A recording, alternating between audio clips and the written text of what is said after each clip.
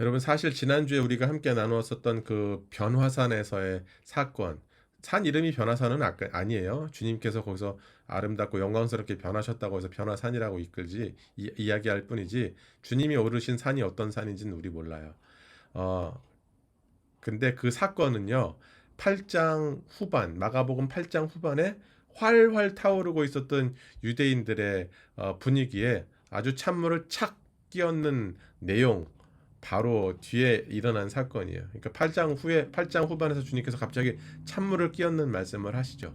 그리고 나서 몇몇의 제자들과 함께 산으로 올라가십니다.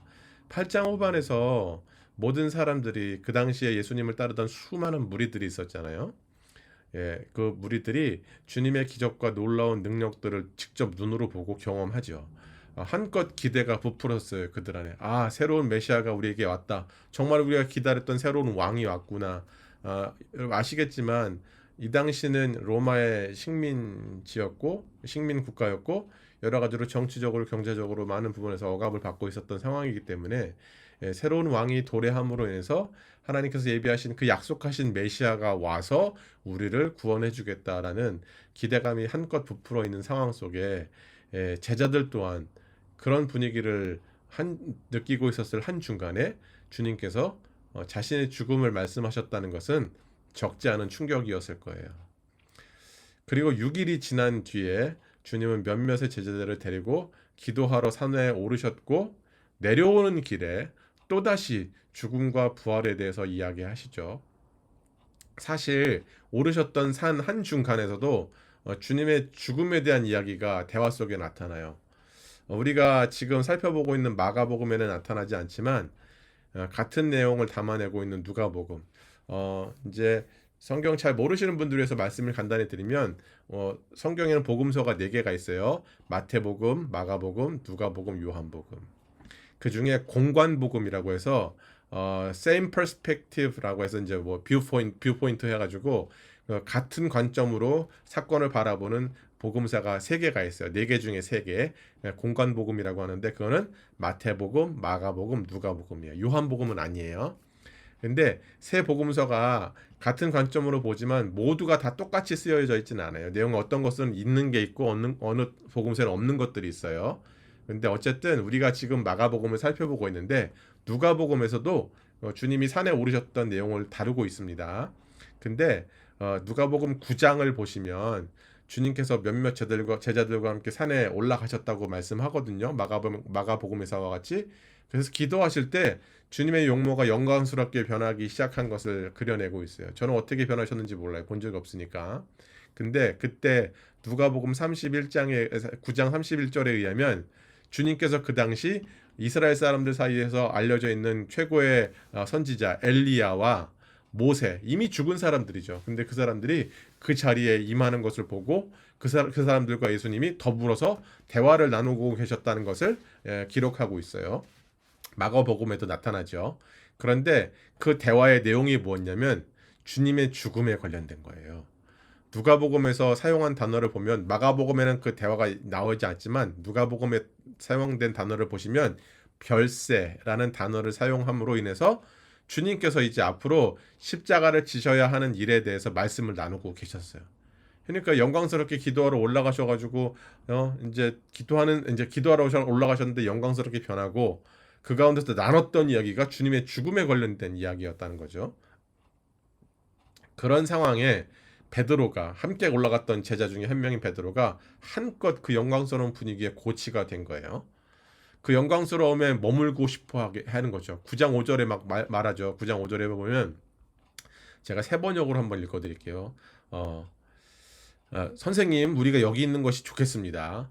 우리가 초막 셋을 지어서 하나님은 선생님을 위해서, 하나는 모세를 위해서, 하나는 엘리야를 위해서 모시겠습니다. 이렇게 너스레를 떨면서 이렇게 한껏 분위기에 고치되어 있는 모습을 보여주죠. 그런데 이 산에서 내려오시면서 주님 또 죽음에 관련돼서 부활에 관련돼서 얘기하심으로 인해서 베드로를 포함한 제자들은 점점 더 미궁 속으로 빠져들어가게 되죠. 이렇게 자신의 죽음과 부활에 대한 주님의 이야기, 본인이 이제가 십자가 지어서 죽어야 된다라고 말씀하신 주님의 그 선언은 오늘 본문 초반 9장 30절 그때 초반에 보시면 제자들이 가졌던 두려움의 원인이 되고 있어요.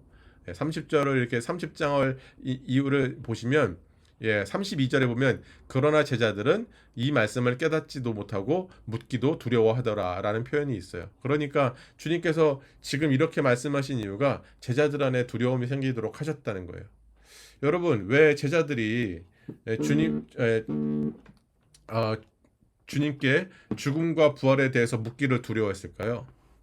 왜 주님에 대해서 앞으로 주님 이게 대체 무슨 의미죠? 왜 죽으시고 부활하신다는 게 대체 무슨 의미죠? 라고 물어보면 될 것을 물어보지 않았어요. 왜 주저했을까요? 아마 이제 제 생각에는 그들이 바라던 바가 주님이 말씀하시는 바와 완전히 상반되었기 때문에 그렇다고 저는 생각해요. 왜냐하면 이후에 나타나는 제자들의 논쟁 속에도 누가 더 큰 자인가, 누가 더 한 몫을 크게 거머쥘 것인가에 대해서 이야기를 나누는데 주님은 죽는다는 얘기를 하시니까 그들이 주님께 이것에 대해서 물어보기를 꺼려했던 거죠. 나는 주님을 통해서 분명히 이루고 싶은 것이 있는데 그런 내 기대를 산산조각 내버리실 것 같아서 묻지도 못하고 있었던 거죠. 그러니까 제자들의 마음속에는 저마다 원하는 것들이 분명히 있었고 그 원하는 것을 차마 주님께 드러내 물을 수 없다는 거예요. 그래서 이어지는 본문에서 결국 제자들이 무엇을 합니까? 주님께 묻지 못하고 왜 죽으시는지에 대해서 묻지를 못하니까 자기들끼리 막 얘기해요. 누가 더 크냐? 내가 나중에 내가 더 큰 자지. 내가 너보다는 좋은 자리를 차지해야 되지 않겠어? 라고 서로 갑론을박이 막 주어지고 나타나고 있죠. 이미 말씀드린 바와 같이 여러분 제자들 각자는 분명히 자신 안에 원하는 바가 있었어요. 바람들이 있었죠. 주님께서 행하시는 모든 기적과 놀라운 능력들 이런 것들을 볼 때 얘 주님을 위해서 통해서 내가 결국에 나중에 큰 자리 하나 잡겠구나라고 기대감이 있었겠죠. 그러니까 제자들이 모든 것들을 버리고 주님을 따라 나서기 시작하지 않습니까? 그 당시에 여러분 근데 중요한 것은 그 당시에 주님께서 베푸셨던 기적들, 놀라운 능력들, 그 당시에 정치적, 사회적인 모든 것들을 뒤엎을 만한 놀라운 힘이었기 때문에 그들은 제자들을 포함한 모든 많은 사람들은 장차 주님께서 왕이 되실 것이라 믿었기 때문입니다. 그래서 그런 상황에서 제자들은 이제 제자들 중 몇 명만 데리고 산에 기도하러 올라가셨고 이러한 주님의 선택에 나름 서운함과 불만을 가진 제자들 사이에서 왜냐면 우리는 안 데려가니까 그들 사이에서 분명히 누가 더 중요한 위치와 기득권을 가질 것인가에 대한 갑론을박이 계속 이제 일어났던 것이죠. 그런 그들의 논쟁을 주님은 아셨던 것 같아요. 오늘 본문에서는 이제 뭐 서로 이제 말을 하면서 옥신각신 이제 다투었던 것처럼 느껴지긴 하지만 또 같은 내용을 전하는 누가복음 9장을 보면 제자들의 마음속으로 변론했다라는 표현이 있어요. 그러니까 말을 내어 가지고 이렇게 서로 이게 argue한 게 아니고 속으로 생각한 거죠. 내가 그래도 쟤보다는 낫지. 내가 그래도 앞으로 주님께서 그래도 나를 좀 더 편애하시는 것 같지. 내가 나중에 큰 자리를 얻겠지라고 속으로 생각했다는 것을 누가복음 9장에서는 표현을 하고 있죠. 근데 주님께서는 그런 제자들의 속내를 간파하시고 질문을 하셨던 것처럼 기록이 되어 있어요. 그리고 주님께서 정말 뜬금없는 행동으로 제자들에게 가르침을 하고 계시는 장면이 누가복음 9장에 나타납니다. 오늘 본문 36절을 보니까 제자들이 막 서로 이제 옥신각신했죠. 누가 더 큰 자인가 막 그러고 있는데 36절을 보니까 주님께서 갑자기 어린아이 한 명을 제자들이 보는 중간에 세우시고 말씀을 시작하세요. 여러분 어린아이에 대한 이미지가 우리는 어떻습니까? 보통 순진하고 순종적이고 연약하고 보호가 필요한 아이들, 한참 이쁜 아이들 이렇게 생각하지 않습니까? 그런데 지금과 주님께서 사시던 시대가 어린아이를 바라보는 사회적인 개념이 아예 달랐다고 해요. 지금은 어린아이가 왕처럼 떠받들면 받는 시대이긴 하지만 그때는 여성과 같이 사회적인 약자, 특히 유대 사회에 있어서는 과부나 고아처럼 어린아이에게는 누군가에게 의존해야 되고 기대야만 하고 노동력도 없고 아무짝에도 쓸모없는 사회적 존재로 연약한 존재로 그렇게 여겼다는 거죠. 주님은 그런 이미지의 어린아이를 데려다가 제자들 중간에 세우시고 충격적인 말씀을 하시죠. 37절을 보면 이런 표현이 있어요. 제가 읽어드릴게요. 누구든지 내 이름으로 이런 어린아이 하나를 영접하면 곧 나를 영접하며 누구든지 나를 영접하면 나를 영접함이 아니요 나를 보내신 이를 영접함이니라. 예, 좀 쉬운 표현으로 읽어드릴까요? 세 번역으로 누구든지 내 이름으로 이 어린이들 가운데 하나를 영접하면 그는 나를 영접하는 것이고 누구든지 나를 영접하는 사람은 나를 영접하는 것보다 나 보내신 분을 영접하는 것이다. 이렇게 주님은 제자들에게 말씀하시죠. 그러니까 어린아이 한 명을 영접하는 것이 예수님을 영접하는 것이고 더 나아가 자신을 보내시는 하나님을 영접하는 행위라고 말씀하고 계신 거예요. 그러니까 주님은 지금 이 어린아이를 앞에 세우시고 자신과 동일시하셨다는 거죠. 지금 주님은 누가 더 큰지에 대해서 막 논쟁하는 제자들에게 약자 중에 약자인 어린아이와 자기 자신을 동일하게 비교하심으로 제자들이 지금 벌이는 비교가 의미 없는 행위임을 말씀해주고 계신 거예요. 이런 행함을 통해서. 다시 말씀드리면 뭐 작은 자면 뭐 어떠냐 이렇게 말씀하시는 거죠. 그 작은 자를 주님이 기뻐하신다. 나는 이런 어린아이 연약한 아이가 더 좋아. 너무 좋아. 뭐 큰 자가 그렇게 중요하니? 주님 이렇게 말씀하시는 거죠. 여러분 생각해 보세요. 상대적으로 큰 자라고 한다면 그 사람은 가진 것이 많고 능력이 많고 출중할 거 아닙니까? 그러다 보니까 그런 사람에게서는 어린아이와 반대로 주님을 향한 의존과 순종의 모습을 기대할 수 없죠. 주님이 필요 없는 거예요. 내가 모든 것을 할 수 있는 능력과 여건들이 되기 때문에 주님이 필요 없는 거죠. 눈에 보이는 작고 큼의 비교가 여러분 이 세상에서는 중요한 이치처럼 보일지 몰라도 주님 앞에서는 그렇게 중요하지 않다라고 말씀하시는 거예요. 차라리 작고 연약한 자가 되어서 하나님과 그분의 말씀에 더욱 소망을 두는 것이 더 가치 있는 일이고 지혜로운 선택임을 주님은 깨우쳐 주시는 거죠. 자신 스스로가 능력이 있고 상대적으로 큰 자라고 하여서 주님의 말씀에 대해서 기대지 않냐고 그 말씀을 가치 있는 것으로 여기지 아니한 것보다 차라리 연약한 자가 되고 부족한 자가 되어서 하나님께 소망을 두고 그분을 의지하고 신뢰하는 것이 훨씬 더 지혜로운 선택이다 라고 말씀해 주시는 거죠. 또 여러분 또 한 가지는 제자로 부름받았다는 것, 내가 제자가 되기로 결심했다는 것은 내가 따르고자 하는 대상의 가르침과 교훈을 내가 순종하고 받아들이고 따르기로 결정하는 의미 아닐까요? 막 그렇잖아요. 내가 누군가를 따른다고 해요. 그럼 그분의 가르침과 그분이 정해주는 방향대로 내가 따르기로 결정한 것이 바로 제자됨 아닙니까? 주님은 8장 후반에서 아까도 말씀드렸지만 찬물 끼얹는 얘기라고 말씀드렸지만 자신의 부활과 죽음과 부활에 대해서 말씀하고 계세요. 그런데 제자들은 오히려 큰 자가 되려는 비교와 논쟁을 이어가죠. 주님은 죽음으로 당신의 뜻을 성취하고자 하시지만 제자들은 높은 곳에 앉음으로 자신을 이루려고 해요. 여러분 고린도전서 1장 18절 제가 지난번에 설교 때도 읽었었던 말씀인데 고린도전서 1장 18절에 사도 바울이 이런 얘기를 해요. 십자가의 도가 멸망하는 자들에게는 미련한 것이요 구원을 받는 우리에게는 하나님의 능력이 된다. 이렇게 얘기하죠. 그래서 죽음과 헌신 그리고 섬김으로 구원을 이루고자 하시는 주님의 뜻을 세상은 이해할 수 없다고 바울은 얘기해요.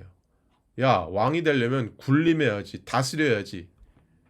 이렇게 세상들은 얘기하지만 주님은 그런 목적을 가지고 오신 것이 아니라 오히려 자기 자신을 십자가 내어주시고 포기함으로 죽음으로 이 세상을 향한 하나님의 사랑을 보여주셨다는 거예요. 그러니까 세상의 눈으로 볼 땐 미련한 짓이라고 보이죠. 왜 자기 자신을 죽이는데? 왜 멍청하게 저런 행동을 하는데? 아니 내가 힘을 길러서 내가 누군가를 군림하고 다스려야 되지 않아? 라는 것들이 세상의 이치이지만 주님은 정반대로 일을 하셨다는 것이죠. 여러분 지금 이 시대의 교회들과 그리스도인들은 이런 주님의 모습과 같이 낮아지고 작아지고 섬기고 심지어 자기 자신을 포기하는 모습으로 살려고 하지 않아요. 그리스도의 제자로 살겠다고 교회가 되었고 하나님의 백성들이 되었다고 내가 그리스도인이라고 얘기하지만 주님께서 보여주셨던 자기가 작아지고 섬기고 내 자신을 포기하는 삶의 모습으로 살려고 하지 않는다는 거예요. 오늘 본문 35절에 이렇게 말씀하시죠. 첫 자가 되고자 하면 그는 모든 사람의 꼴찌가 되어서 모든 사람을 섬겨야 한다. 라고 이렇게 분명히 말씀하시지만 우리는 여전히 그런 주님의 방법이 불편하기만 해요. 아니 첫째가 돼야지. 우리 기도 속에 늘 그러지. 머리가 되지 않고 머리가 되고 꼬리가 되지 않게 해달라고 늘 기도하잖아요. 그런 기도 엄청 많이 들어보셨죠. 늘 내가 머리가 돼야 된다는 식으로 기도하고. 그러나 주님은 정반대의 말씀을 하고 계시죠. 힘과 능력을 기르는 것보다 필요하죠. 그러나 힘과 능력을 기르는 것보다 지난주 본문 말씀의 9장 24절의 말씀과 같이 나의 믿음 없는 것을 도와주소서라는 고백으로 우리의 연약함을 늘 자각하고 내가 비록 힘이 있고 능력이 있다 하더라도 주님께 더욱더 의존적이 되어가고 그분의 말씀에 더 기대와 소망을 거는 주님의 제자된 삶을 우리가 회복하기를 오늘 본문 말씀을 통해서 우리에게 도전하시는 줄로 저는 믿습니다. 주님은 지금 그것을 제자들에게 알려주고자 하셨던 거죠. 내가 죽는다 라고 말씀하신 거죠. 그리고 지금 이 본문을 통해 우리에게 도전하시는 것이라 저는 믿습니다. 여러분, 이것이 이번 학기의 주제인 믿음의 능력 아니겠습니까? 내 안에 없던 특별한 힘과 능력을 기르는 것이 믿음의 능력이 아니라 내가 기도할 때마다 안 들어졌던 기도가 응답이 되는 그게 믿음의 능력이 아니라 오늘 내가 믿고 따르고자 하는 그분을 더 의지하고 상대적으로 내 연약함을 기억하고 주님의 말씀으로 돌아가는 삶의 회복이 믿음의 능력을 세워가는 길이라 저는 믿어요. 주님은 그런 것을 믿음의 능력이라 하시죠. 네가 정말 뭘 믿니? 네 힘을 믿니? 아니면 내 말씀을 믿니? 주님께 물어보실 때 우리는 뭐라고 대답할까요? 믿음의 능력은 주님의 말씀에 더욱더 의존적이 되는 것을 믿음의 능력을 세워가는 것이 아닐까 저는 생각합니다. 여러분, 이어지는 본문을 보면 방금 전에 나타났었던 비교와 경쟁의 사건이 다른 형태로 제자들 안에서 나타나고 있음을 볼 수 있어요. 38절 보시면 제자 중에 한 사람인 요한이 주님께 와가지고 너스레를 떨어요. 그러면서 말하기를 주님, 우리 무리와 함께하지 않는 자들이 당신의 선생님의 이름으로 귀신을 쫓아내는 모습을 보면서 내가 그렇게 못하도록 금지시켰다는 거예요. 하지 말라고 했다고.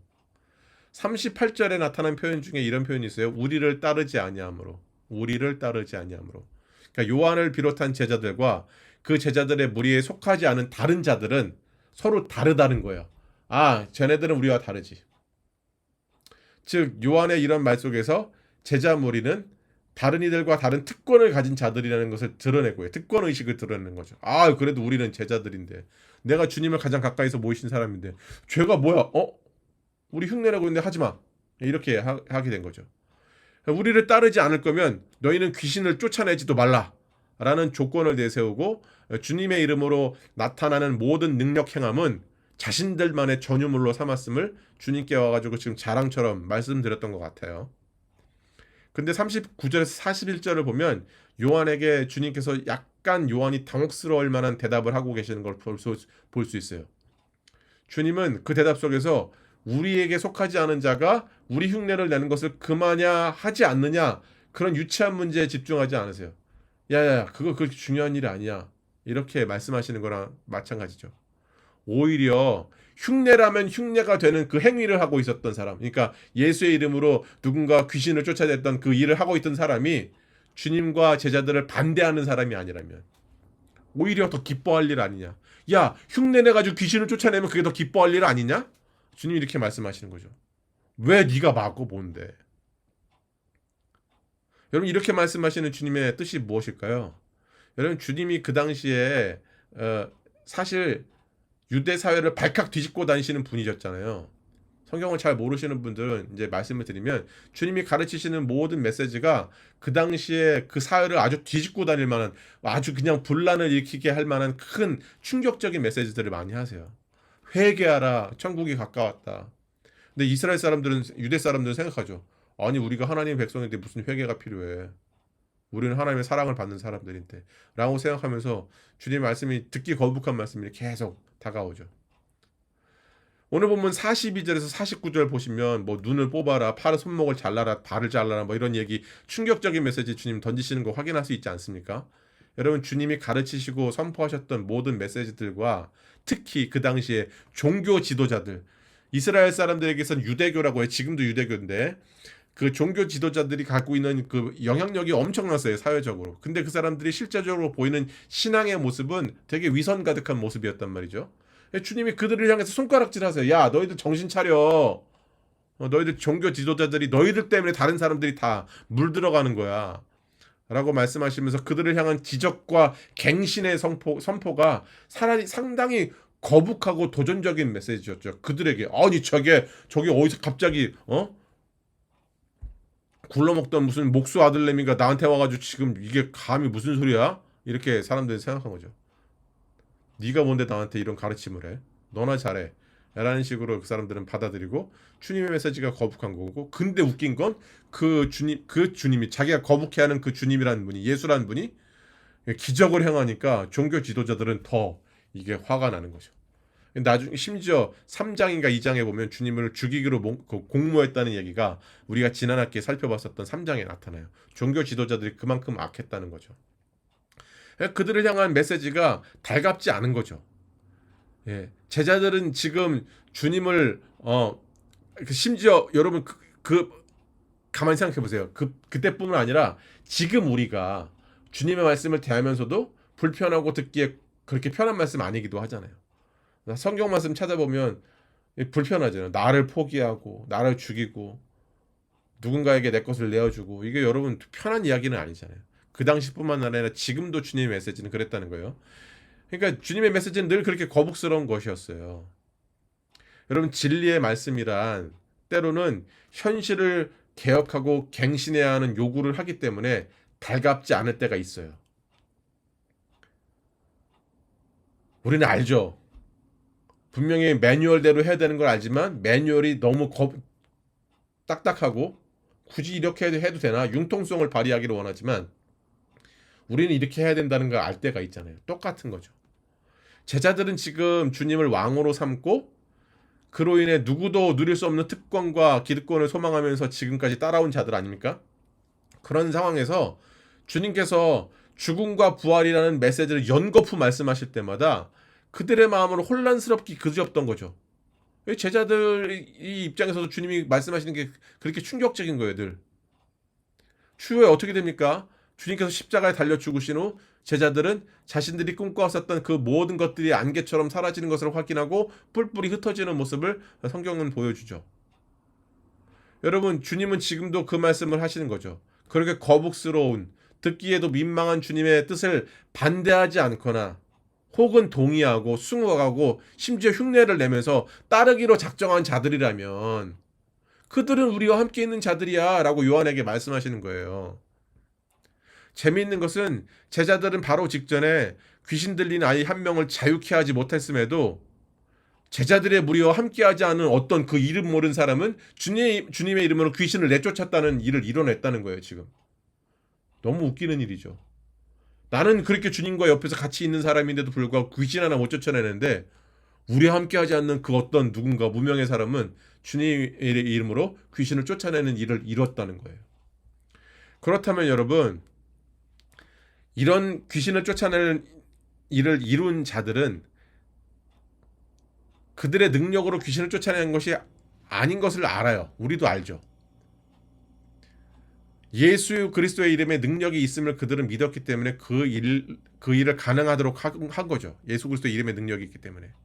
반면 제자들은 어떻습니까?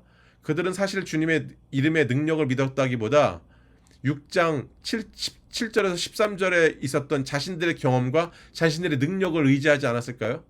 6장에 보시면, 성경 잘 모르시는 분들 말씀드리면, 주님께서 제자들을 각 지방으로 보내세요. 복음을 전하게 하시죠. 그러시면서 그들에게 특별한 능력을 허락하세요. 귀신을 쫓아내고, 많은 귀신을 쫓아냈다고 그래요. 그리고 병든 자를 낫게 하시는 그런 기적들을 제자들이 이룰 수 있도록 주님께서 그들에게 능력을 베푸셨어요. 제자들이 갔다 보니까 막 그 특별한 일들이 자신의 손을 통해서 일어나는 거예요. 너무 신기한 거예요. 갔다 오자마자 막 그런 얘기들을 하는 이야기가 그 다음에 나타나, 6장 이후에.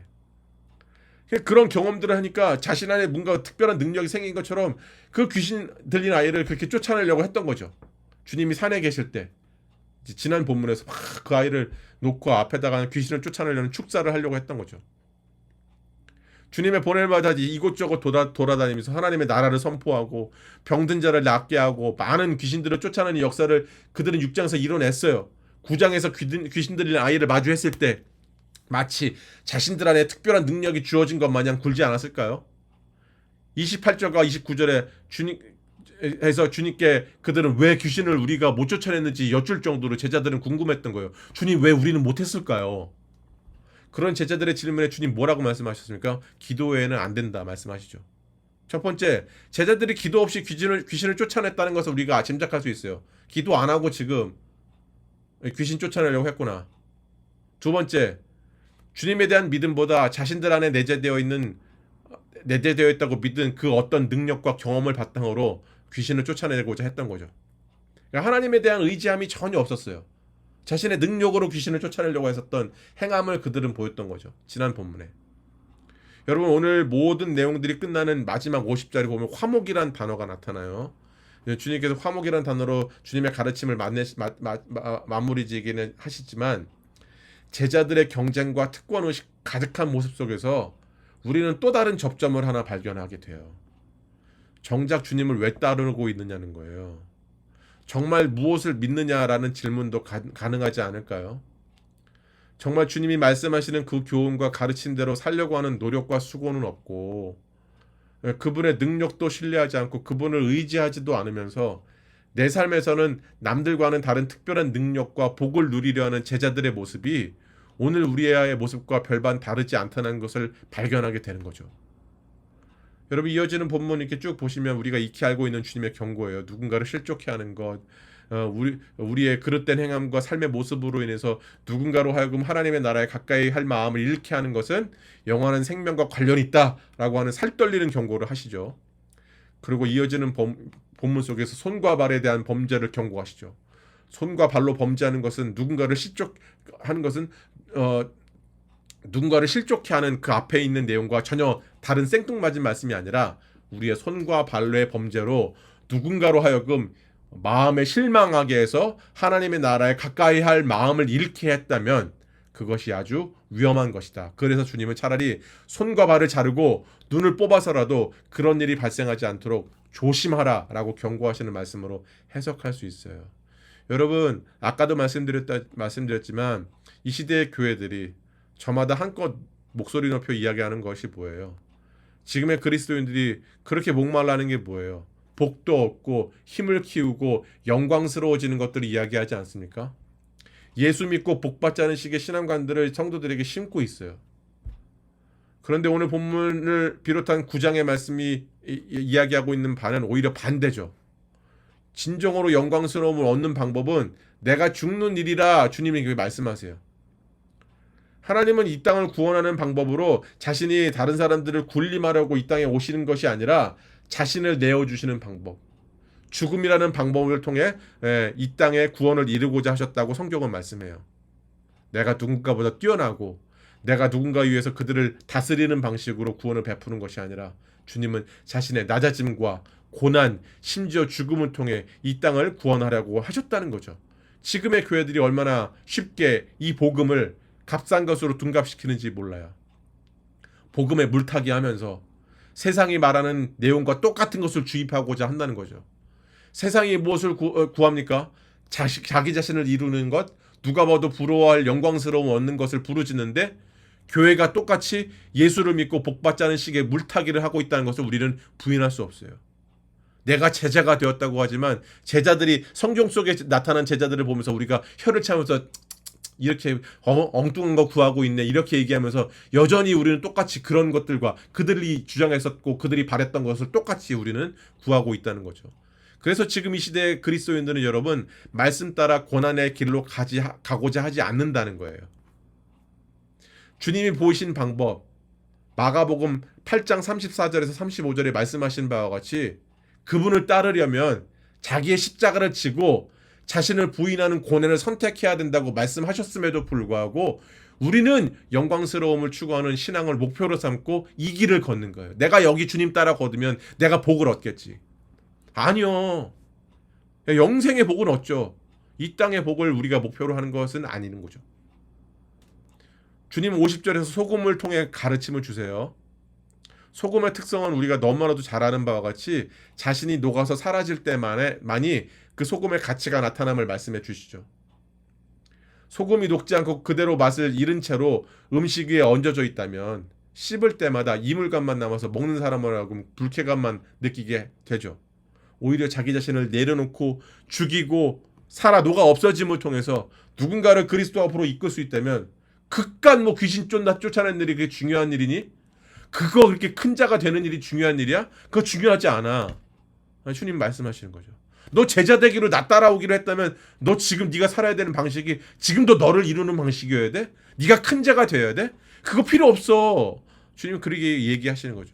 여전히 그러나 우리의 기도 제목은 늘 머리가 되고자 하는 기도 제목, 꼬리가 되고 싶어 하지 않아요. 주님은 오히려 꼴찌가 되어서 남들을 다 섬겨야 된다고 말씀하시나 우리는 여전히 제자가 되었다고 얘기하면서도 엉뚱한 것들을 우리는 추구하고 있는 거죠. 여러분, 믿음의 능력이라는 주제로 올해 가을 학기를 출발했는데 어떤 능력을 원하세요? 어떤 믿음의 능력을 원하세요? 내가 기도할 때마다 응답되어지는 믿음의 능력? 여러분, 그거 다 필요 없어요. 오늘 말씀대로 살아가고 내 자신을 죽이는 것에 주님은 더 관심을 가지시는 거죠. 예수 믿는 것이 그거예요. 그래서 목회하는 게 너무 힘들어요, 여러분. 저도 힘들고. 안 죽으니까 내 자신이. 안 죽는데 누구 앞에서 내가 죽어야 된다고 얘기하는 게 너무 죄송스러울 때가 많은 거예요. 이게 주님이 우리에게 요구하시는 가르침 아닐까요? 제자 되어서 따라간다면 그것을 그렇게 지켜야 되는 거죠. 여러분, 그리스도 예수를 믿고 그분을 따르는 길은 그분의 도전적인 가르침과 권면 앞에서 나 자신을 녹이는 기름을 깨닫게 돼요. 소금처럼. 깊어가는 정말 이 가을에 우리의 믿음의 여정이 나를 세움이 아니라 나를 녹이는 삶의 행함으로 물들어가는 은혜와 하나님의 역사가 우리 삶에 일어나기를 간절히 원합니다. 여러분의 삶 속에 그런 은혜가 충만하게 나타나기를 간절히 소망합니다. 네, 기도하겠습니다.